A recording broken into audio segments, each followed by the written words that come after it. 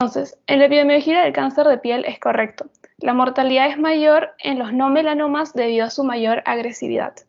En la letra B dice, los no melanomas tienen menor incidencia, pero mayor mortalidad. En la letra C dice, los melanomas tienen el triple de incidencia de los no melanomas debido a la radiación UV.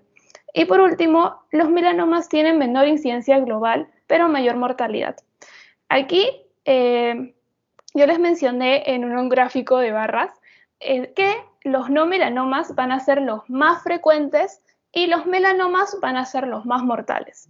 Entonces, teniendo en consideración esto, la alternativa correcta sería la letra D. Los melanomas tienen menor incidencia global, pero mayor mortalidad. ¿Todo claro? ¿Todo claro con esa pregunta, chicos? ¿Se me escucha? Sí, sí te Sí, escucho. Carly. Ay, perfecto. Ahora sí, entonces, esta era la pregunta número 2. El tipo de cáncer de piel más frecuente. ¿Se acuerdan que yo les hice una tablita donde les puse el vaso celular, el epidermoide y el tipo melanoma maligno? Y ahí les había puesto un porcentaje. Este porcentaje era con respecto a cuál era más frecuente. Y teniendo en consideración esto, el vaso celular va a ser el más frecuente, con un 75 a un 80%. De ahí le va a seguir el epidermoide y por último el melanoma maligno. Entonces la respuesta correcta aquí, ¿cuál creen que sería? Vaso celular, ¿no? Exactamente, perfecto. Y bueno, esta era la pregunta 3. ¿Con qué tipo de cáncer de piel se asocia las úlceras de Marjolin? Esto lo mencioné, creo que hasta el cansancio. No me fallen, please.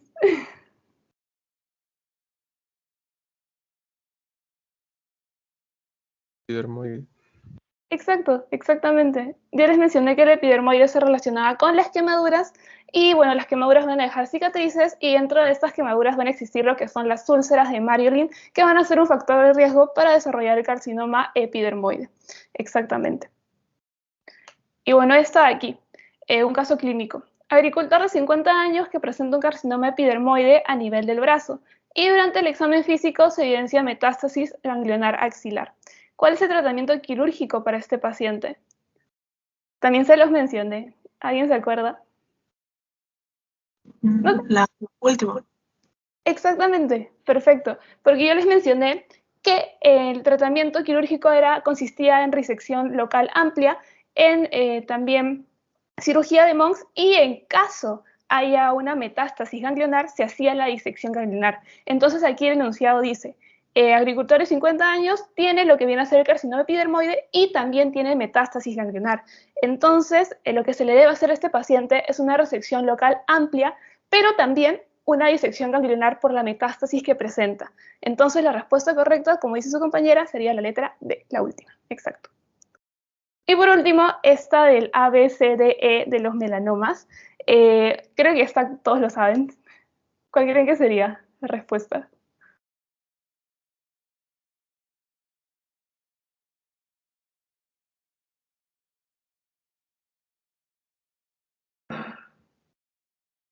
¿Alguien se anima?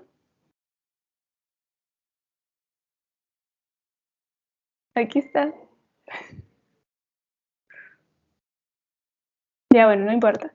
Era A de asimetría, B de bordes, C de color, D de diámetro y E de evolución. Entonces, teniendo en consideración esto, ay, no pasa. Ya. ¿La respuesta cuál sería aquí? ¿Se quedó estático? ¿Pasó? Se quedó en el ABCD. Uy, se quedó ahí, ¿no? Qué raro. A ver, voy a dejar de compartir un rato ya.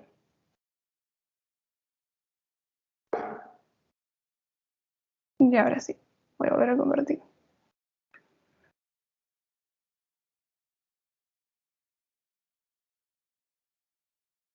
Perfecto, ahora sí ya se ve.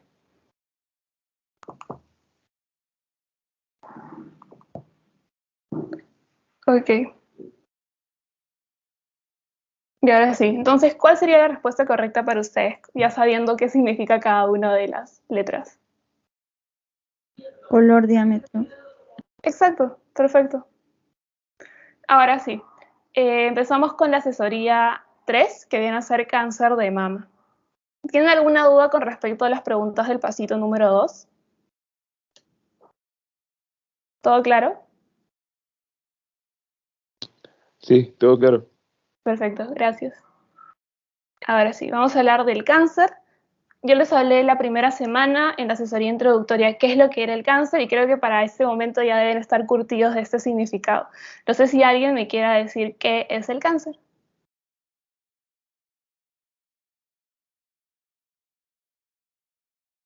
¿Alguien se anima? Es el crecimiento anormal de la célula. Exacto, exactamente. Y bueno, aquí viene a ser, ¿qué es el cáncer? Es la pérdida del control del crecimiento normal de una célula. Aquí podemos observar una célula normal que por medio de mitosis se va a dividir en dos células y estas dos células en dos células más y así sucesivamente, ¿no? ¿Y qué pasa cuando una de estas células muta y se vuelve mala? Entonces se va a dar lo que se conoce como la muerte celular, la autosuicidación, la automorición, como quieran verlo ustedes, que viene a ser la apoptosis, ¿no? Que es la muerte celular programada. Entonces esta célula se va a destruir y luego las células normales van a seguir su desarrollo y no pasa nada. Pero en el caso de una célula cancerosa, estas van a lograr evitar el mecanismo de acción de la apoptosis y van a empezar a dividirse y se pueden ir agregando diferentes mutaciones más que no van a lograr corregirse.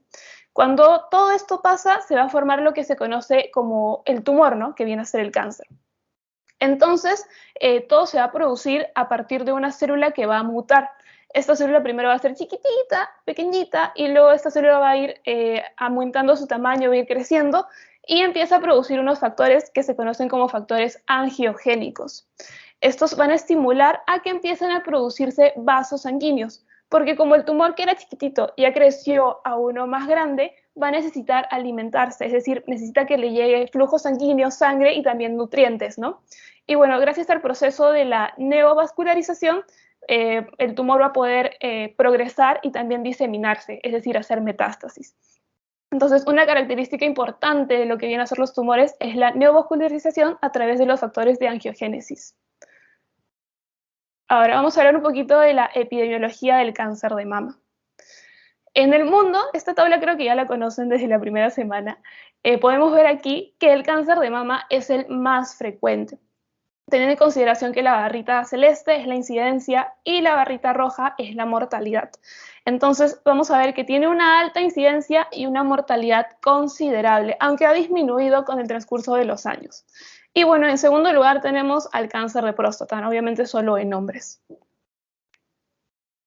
Aquí vamos a ver lo que es la situación epidemiológica del Perú con respecto al cáncer de mama. Vemos que este va a ser el segundo por debajo de lo que viene a ser el cáncer de próstata, con una incidencia de 42 por cada 100.000 personas y una mortalidad de 10.3 aproximadamente por cada 100.000 personas también. Aquí vamos a ver un cuadro de registro del cáncer de mama en Lima, en donde podemos observar que la línea que tiene como rombitos y es de color rosada es la que viene a ser del cáncer de mama. Y podemos ver que a través de los años ha ido aumentando, ¿no? ¿Y ustedes por qué creen? ¿Por qué creen que ha ido aumentando la incidencia de cáncer de mama en Lima? Porque hay mayor tamizaje o Exactamente. mayores pruebas diagnósticas. Ajá, exactamente, esa es la respuesta, porque se han empezado a realizar más mamografías, la mujer también ya sabe cómo realizarse un correcto autoexamen de mamas, entonces se van a detectar más casos y al momento de detectarse más casos se pueden detectar en un menor estadio, en un estadio inicial, entonces se puede llegar a la curación total del paciente, ¿no? Ese es el motivo. Y bueno, con respecto a la edad, vamos a ver que en sí las mujeres mayores de 45 años van a ser las más afectadas, pero el grupo etario más afectado va a ser entre los 45 a los 69 años en el Perú. Y bueno, a nivel mundial se dice que por encima de los 50 años el cáncer de mama va a ser más frecuente, ¿no? Ahora vamos a hablar un poco más de la mama. Un poco de las generalidades de esta. En sí, las mamas son glándulas que van a estar presentes tanto en los hombres como en las mujeres, pero obviamente van a estar más desarrolladas en las mujeres. Van a presentar dos componentes, uno que viene a ser el componente graso y otro el componente glandular, en donde van a existir los que son los lóbulos, que van a encargarse de producir leche, y los ductos, por donde sale la leche, que al finalmente van a desembocar ambos en lo que viene a ser el pezón, ¿no? En sí, normalmente las células van a tener un epitelio ordenado y podemos observar las células ductales normales aquí en la letra A. Sí la pueden ver. Cuando hay un crecimiento normal de estas células, tengo lo que se conoce como hiperplasia ductal, siempre y cuando tengan características normales.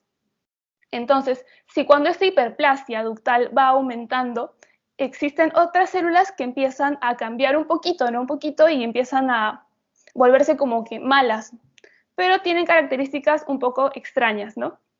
Y voy a hacer lo que tengo la hiperplasia ductal atípica. Entonces, cuando esta hiperplasia, cuando las células normales mutan, la hiperplasia ductal muta a unas células un poco extrañas, cambiadas, va a dar lo que es la hiperplasia ductal atípica. Y si siguen cambiando y no se corrigen las mutaciones, voy a tener lo que se llama el cáncer in situ intraductal, que solo va a estar ubicado al nivel del ducto. Y si luego tengo el carcinoma ductal microinvasión de... discúlpame, el carcinoma ductal in situ con microinvasión, exacto. Y por último voy a tener el carcinoma ductal invasivo, y este ya es cuando invade otros órganos, se va a expandir y va a dar lo que viene a ser factores angiogénicos. Ahora, cuando el tumor crece, este se puede invadir por dos formas. Una por vía hemática, que va a entrar hacia la sangre, estas células cancerígenas, y van a viajar por medio de la sangre a cualquier parte del cuerpo, ya sea a los pulmones, a los hígados y a los huesos, entre otros órganos. Y por otra vía, que es la vía linfática, que va a invadir a lo que son los ganglios, de los cuales los ganglios de la axila van a ser los más frecuentes. Dentro de la diseminación a distancia, es decir, a otros órganos, en primer lugar vamos a tener lo que son la diseminación a los huesos, luego en segundo lugar al pulmón y a la pleura, y en tercer lugar al hígado y a las adrenales, ¿no? Y por último al cerebro y a la piel, en ese orden, acuérdense de ese orden, porque a mí me vino en el examen. Primero huesos y así sucesivamente. Ahora, vamos a tener factores de riesgo, obviamente, para el cáncer de mama. Entre ellos vamos a tener los modificables y los no modificables. En el caso de los modificables, estos se pueden prevenir, se pueden controlar. Y en los no modificables no pueden cambiarse y no va a importar lo que haga el paciente o el médico. Estos son factores intrínsecos. En el caso de los modificables tenemos el sobrepeso u obesidad después de la menopausia. Esto es algo que sí se puede controlar, ya sea haciendo dietas, realizando ejercicios o mejorando el estilo de vida de la paciente. Luego tenemos el uso de anticonceptivos orales y la terapia de reemplazo hormonal. Entonces, si la paciente va a usar un anticonceptivo oral, se debe buscar un método anticonceptivo que tenga lo que es bajas dosis de estrógenos, de preferencia usar métodos anticonceptivos combinados, ya sea entre estrógenos y progesterona, tomando ciertos periodos de descanso, obviamente. Y en el caso del uso de la terapia de reemplazo hormonal, solo exclusivamente se va a usar cuando sea necesario, ¿no? En las mujeres que están en la menopausia. Obviamente el consumo de alcohol en exceso también va a ser un factor modificable porque tú lo puedes dejar de tomar. Y por último, en factores modificables tenemos el primer embarazo después de los 30 años. ¿Eso por qué? Porque cuando la mujer se embaraza, como ya les dije, se suprimen las hormonas. Entonces esto va a ser un factor protector para evitar lo que es el cáncer de mama, ¿no? Entonces también es un factor modificable. Y en el caso de los no modificables, que no se pueden cambiar, que vienen con la persona, con el paciente, tenemos a la edad y el género. O sea, si una paciente de 50 años llega a tu consultorio y te dice, no, doctor, yo no quiero tener cáncer, obviamente no se puede cambiar eso, ¿no? Porque ya tiene más de 50 años y obviamente ya está en la edad en la que puede ser más predispuesta a tener cáncer de mama. Luego tenemos la carga genética. Entonces esto incluye... en el caso una mujer tenga familiares como la mamá, la prima, la abuelita, que ya hayan tenido cáncer de mama, esta mujer tiene una mutación en su geno, en el gen BRCA, BRCA1, BRCA2. Entonces eso tampoco se puede modificar. Luego tenemos el historial reproductivo. Esto implica una menarquia precoz, es decir, antes de los 12 años, y una menopausia tardía después de los 55 años. También otro factor no modificable es la nuliparidad. Otro viene a ser los antecedentes personales de patologías mamarias. Con esto me refiero a las patologías que van a tener atipia, es decir, células un poco extrañas, cambiadas, como viene a ser el caso de la hiperplasia ductal atípica. Esto va a aumentar el riesgo de padecer cáncer de mama. Y luego el tratamiento previo con radioterapia. Por ejemplo, si alguna paciente haya tenido o recibido lo que es una radioterapia en el tórax, como tratamiento para un cáncer que tuvo en un pasado, ¿no? Con los años, esto lo que puede hacer es que genere el cáncer de mama. Ahora, hablando específicamente de la carga genética, que es un factor no modificable, tenemos aquí la mutación en el gen BRCA. Esto va a aumentar lo que es el riesgo de cáncer de mama. Entonces, podemos ver que en el caso de una mujer de 40 años, su riesgo sería de 0.5% de padecer cáncer de mama. Pero si esta mujer tiene una mutación en el gen BRCA, su riesgo aumentaría a un 10 a un 20%. De igual forma, y así sucesivamente, ¿no? Y de igual forma, en los hombres normalmente tienen un riesgo menor al 1% de padecer cáncer de mama, pero si son portadores del gen BRCA, esto aumenta un 7%. Yo les hablé del caso de Angelina Jolie, donde ella tenía esta mutación en el gen BRCA y ella decidió hacerse una mastectomía y también se quitó los ovarios para reducir su riesgo de cáncer de mama en un 97%.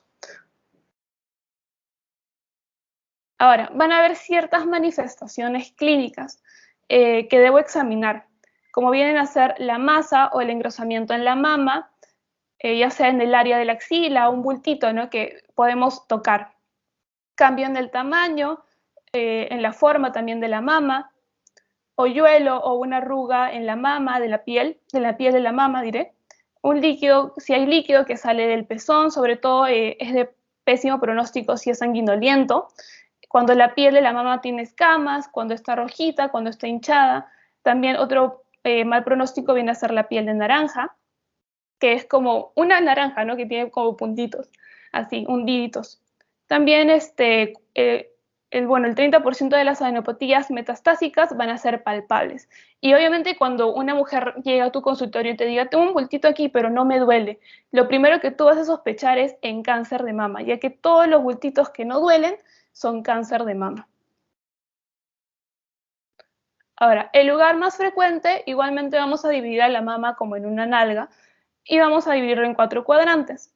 La mayor parte de los tumores malignos de mama van a estar localizados en lo que es el cuadrante superior externo, porque ahí van a ver lo que es mayor volumen mamario y tejido glandular.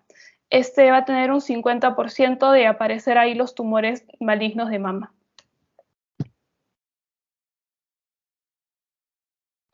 Ok, ahora vamos a tener diagnósticos diferencial. Hay que recordar que no todo bulto que aparezca en la mama obviamente va a ser cáncer, ¿no? Y como es el caso del diagnóstico diferencial, podemos tener a la mastitis, en donde la mama va a estar hinchada, dolorida, y se puede observar una zona enrojecida y al tacto va a estar como que tibiecita, caliente. Normalmente se va a dar cuando las mujeres amamantan y afecta a uno de los senos. Esta puede ser causada por infección de diversos agentes patógenos, en donde va a estar incluida la TBC, que es bastante frecuente. Luego también vamos a tener los tumores benignos, como son los fibroadenomas, las calcificaciones y las necrosis grasa. Estos tumores benignos suelen ser en su mayoría, ¿no?, los que se presentan en las mujeres. Ahora, el examen clínico. Yo les hablé también en la primera asesoría que el diagnóstico consiste en tres criterios. Uno de ellos va a ser el clínico, es decir, lo que yo palpo. Otro de ellos va a ser el radiológico, lo que yo veo, ya sea en la mamografía, en la ecografía, entre otros. Y por último, solo el diagnóstico se va a confirmar si es que yo tengo el estudio de patología, es decir, la biopsia. Entonces los criterios van a ser el clínico, el radiológico y la biopsia. Ahora vamos a ver un video de cómo es el examen médico de mamas, o sea, cómo el médico lo realiza. Lo voy a poner, no sé si lo pueden ver. Ay, no me da, no entiendo por qué.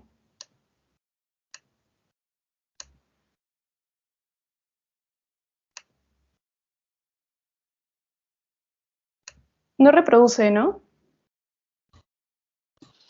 No, todavía no. La mama es un órgano susceptible a los influjos hormonales. A Allí que ver. durante la gestación sufre cambios Pero sí se escucha. en su Sí se pico. escucha el audio, pero no avanza el video. No reproduce. A ver, lo voy a poner en YouTube entonces.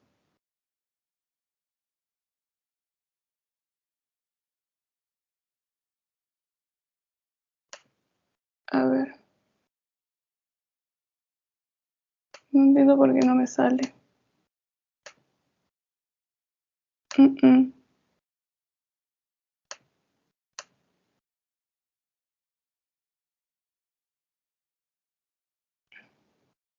Examen mamario, doctor. Ya está, aquí es. A ver. Y ahora sí. La mama es un órgano susceptible a los influjos ¿Sí se escucha, chicos? Sí, Harley, Sí. gracias. hormonales. De allí que durante la gestación sufre cambios importantes en su pigmentación, en su textura, consistencia e inclusive encontramos secreciones normales por el pezón.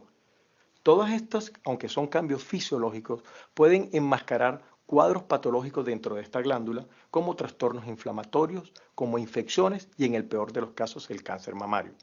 Tenemos como objetivo en este tutorial llevarte paso a paso de la manera sistemática cómo explorar la mama para encontrar la mayor fidedignidad en este examen y tenerlo como un recurso para el diagnóstico de patologías mamarias. La exploración de la glándula mamaria se inicia con la inspección, la cual debe detectar los cambios en la coloración, simetría, volumen y determinar si hay zonas de retracción o tumefacción.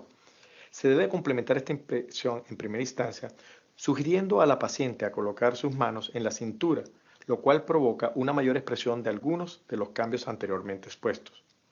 Luego, debe ser complementado invitando a la paciente a levantar sus brazos, maniobra que nos permitirá detectar compromiso de la fascia pectoral profunda o del complejo areola-pezón, al evidenciar retracción de estas estructuras. También son detectados cambios en la red venosa superficial, los cuales son muy marcados durante el embarazo y muy discretos fuera de este periodo. Luego procedemos a la palpación, que se comienza indistintamente del lado izquierdo o del lado derecho, según la habilidad del operador, tomando en cuenta los cambios de aumento en el volumen por el contenido hormonal de progesterona, lo cual la hace más sensible y más doloroso. Esa palpación se puede realizar con el paciente sentado o acostado según la habilidad del explorador. La idea es tratar con esta exploración que se realice de forma circular en cada cuadrante y ampliando el margen de palpación desde el centro hacia la periferia, tratando de identificar entre los dedos si hay alguna irregularidad, algún nódulo o alguna masa que llame la atención. Igual se le hace saber a la paciente si siente algún dolor o molestia cuando hace la palpación para que el operador pueda detenerse y ahondar ahí. Debe describirse su tamaño, márgenes, movilidad o adherencia al tejido profundo. Finalmente, se hace un examen de una ligera expresión del pezón para tratar de determinar si hay alguna secreción a través de ella.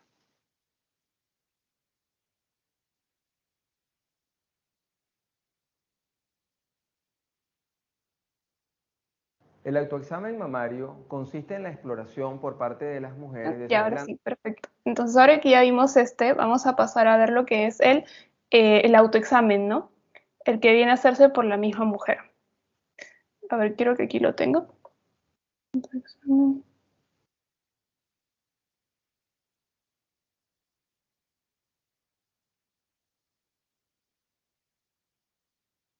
Aquí está.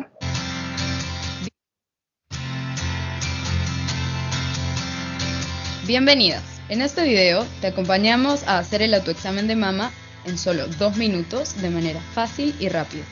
En cada paso puedes pausar el video para que te guíes mejor.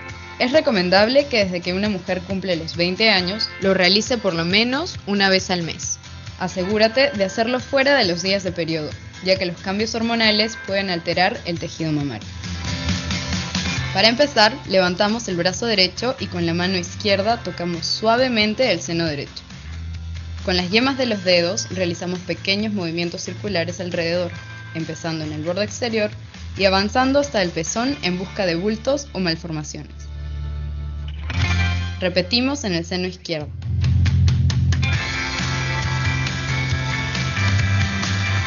Presionamos suavemente ambos pezones y nos fijamos si hay alguna secreción anormal.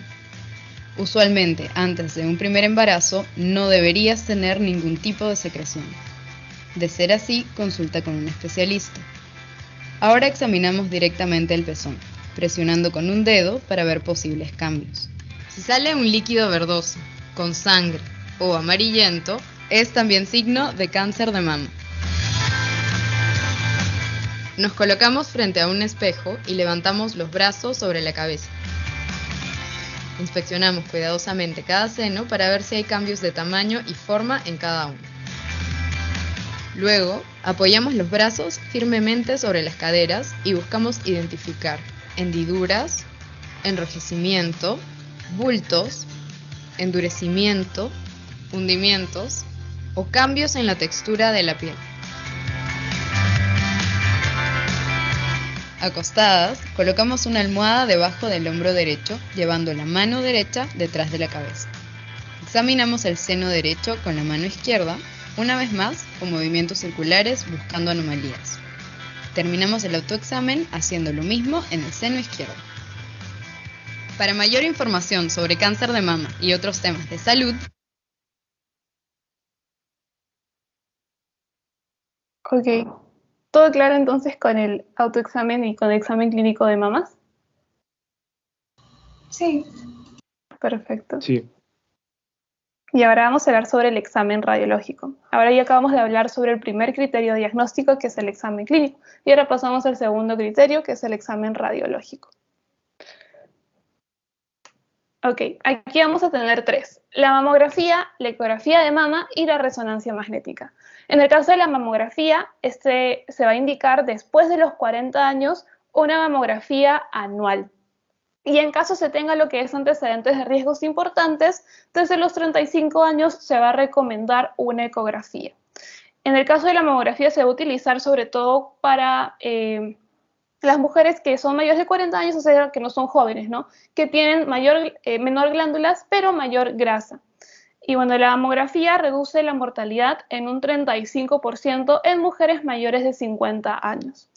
Con respecto a la ecografía de mama, esta se va a utilizar en mujeres jóvenes menores de 40 años, diré. ¿Esto por qué? Porque las mujeres jóvenes van a tener más glándulas y menos grasa. Por lo tanto, una mamografía no va a servir en las mujeres jóvenes. Y por último, tenemos la resonancia magnética. Generalmente se va a usar para lesiones muy dudosas o sospechosas, ¿no? Y en pacientes que tienen alto riesgo, sobre todo cuando tienen lo que es mutación en el gen BRCA. Aquí, en la mamografía tenemos dos vistas: la medio oblicuo lateral y la cráneo caudal. En pacientes jóvenes no se recomienda lo que es la mamografía, como ya les mencioné, porque a través de los rayos X la imagen saldrá densa y no se verá si es que hay algo anormal, ¿no? O algo raro, extraño, maligno. Entonces, si ya pasó los 40 años, la mama tendrá más grasa, por lo que permite observar lesiones en la mamografía. Aquí podemos ver en la imagen 1 una lesión probablemente de origen neoplásico, y en la imagen 2 van a ver tipos de mamografía, como viene a ser la digital, la tomosíntesis o con contraste.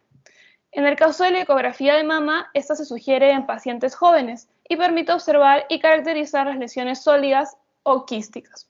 Y por último, en la resonancia magnética, esto se puede observar lo que es el flujo Doppler, y si el flujo es positivo, significa que hay proceso de neovascularización, es decir, hay vasos en ese tumor y probablemente sea un cáncer, y se van a ver como lesiones espiculadas.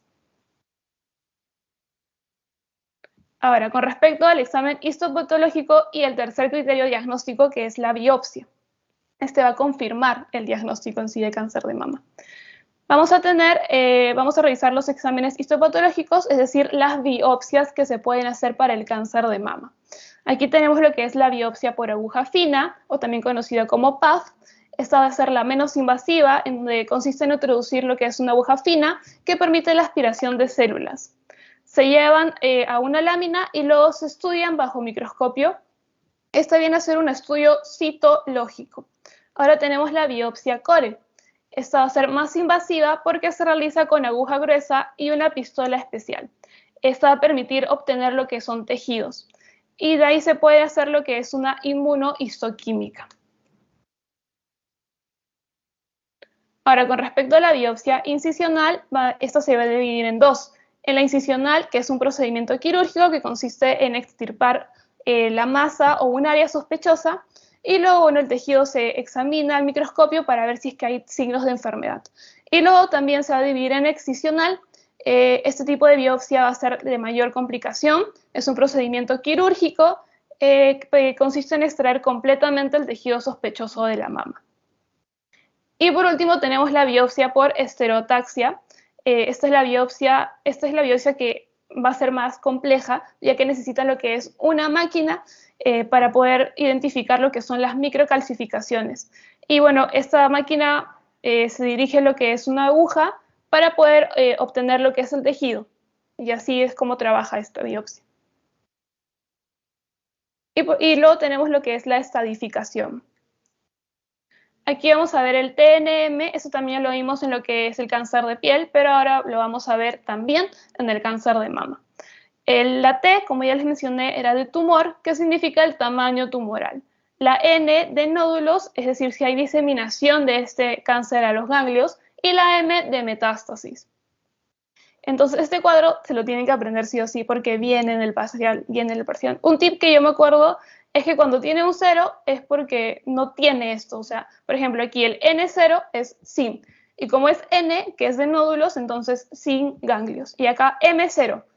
0 es sin y M es de metástasis, entonces sin metástasis. Y bueno, los números ya son porque sí tienen y van variando de acuerdo en el T al tamaño y en el N de acuerdo si hay diseminación a ganglios o no.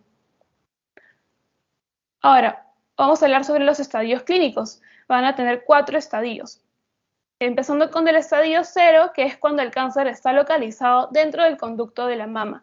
Es conocido como lo que es el carcinoma ductal in situ y no tiene riesgo de compromiso axilar ni de diseminación.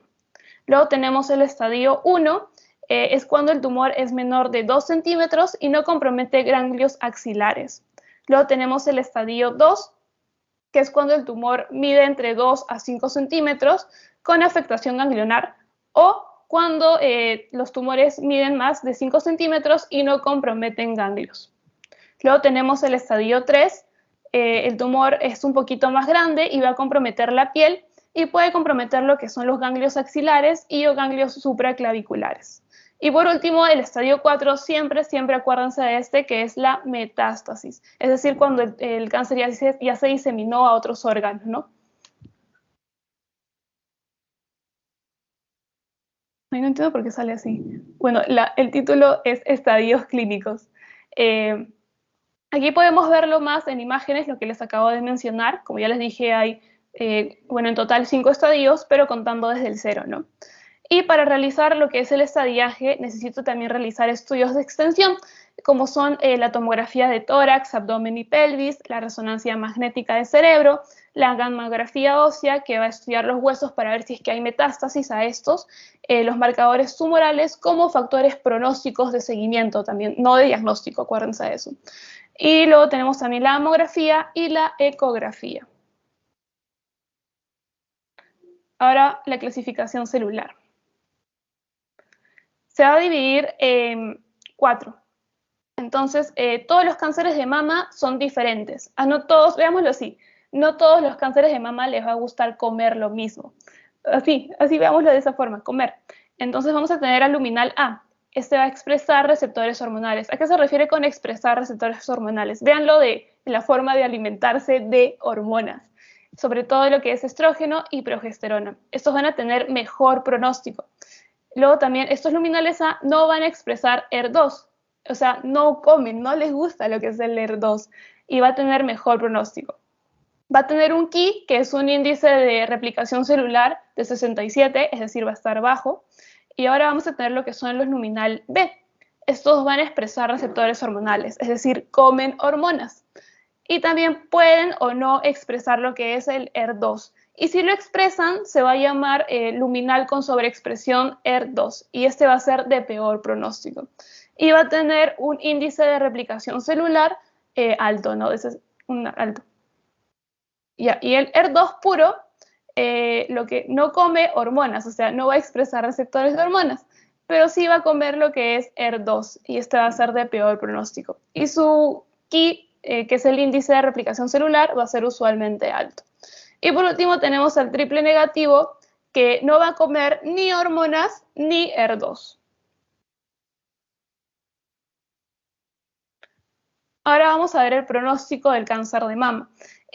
Los factores más importantes va a ser el estadio clínico, el tamaño y la afectación ganglionar axilar. Entonces, no es lo mismo que una paciente llegue a tu consultorio de 21 años, bueno, de 21 años con un estadio 4 de cáncer de mama. No es lo mismo que una paciente de 50 años con un estadio 1 que se lo detectó en una mamografía preventiva, ¿no?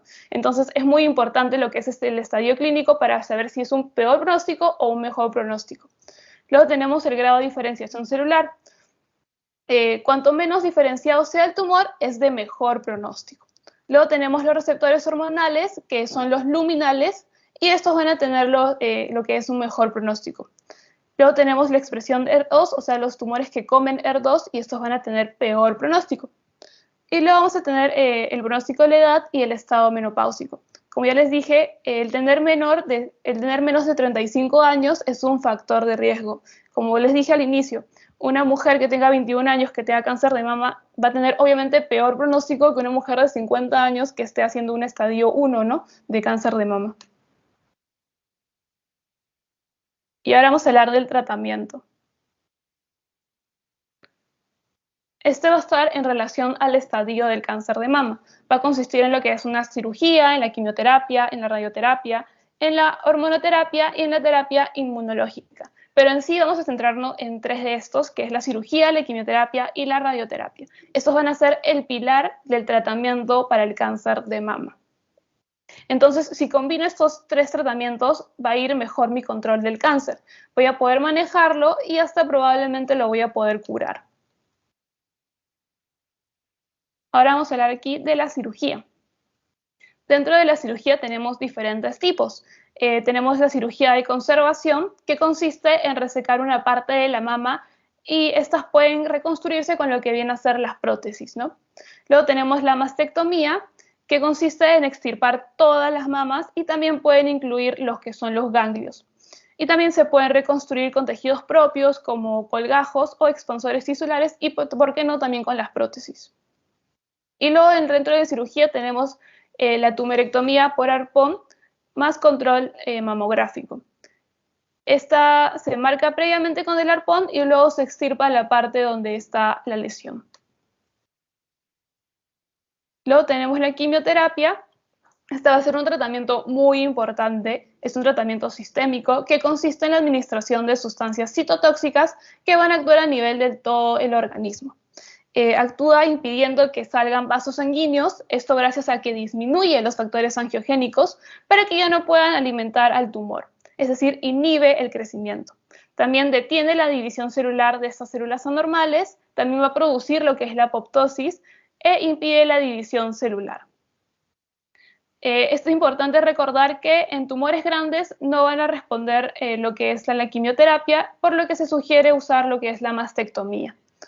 Ahora tenemos la radioterapia. Este consiste en la administración de radiación a nivel de la glándula mamaria y parrilla costal a diferentes dosis para lograr la reducción de las tasas de recurrencia. Suele ser administrada como tratamiento ayudante tras el tratamiento quirúrgico y el sistémico. Ahora vamos a hablar de la hormonoterapia. Vamos a tener al tamoxifeno y a los inhibidores de aromatasa.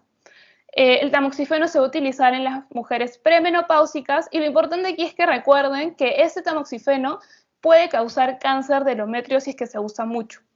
Y en el caso de los inhibidores de aromatasa se va a utilizar en las posmenopáusicas y puede causar lo que es osteoporosis. Esta tablita se lo tienen que aprender porque también viene en el parcial. Y por último, ¿a quién le doy quimioterapia? ¿Y a quién no? Se ha visto que hay mayor chance de curación, pero menor beneficio con la quimioterapia en los luminales A, como podemos ver aquí, que son básicamente hormonales. En ellos va mejor lo que es la terapia antihormonal. En tumores chiquitos, es decir, de menos de 2 centímetros y que no hayan tenido ganglios, no le beneficiaría mucho la quimio y mejor se utilizaría lo que es la hormonoterapia con observación, ¿no? Y para pacientes con mayor riesgo sí se benefician de la quimio, como son los luminales B, los ER2, los triple negativos, y con Ki mayor del 15 al 20%. Y bueno, chicos, eso sería todo. ¿Alguna duda, alguna consulta?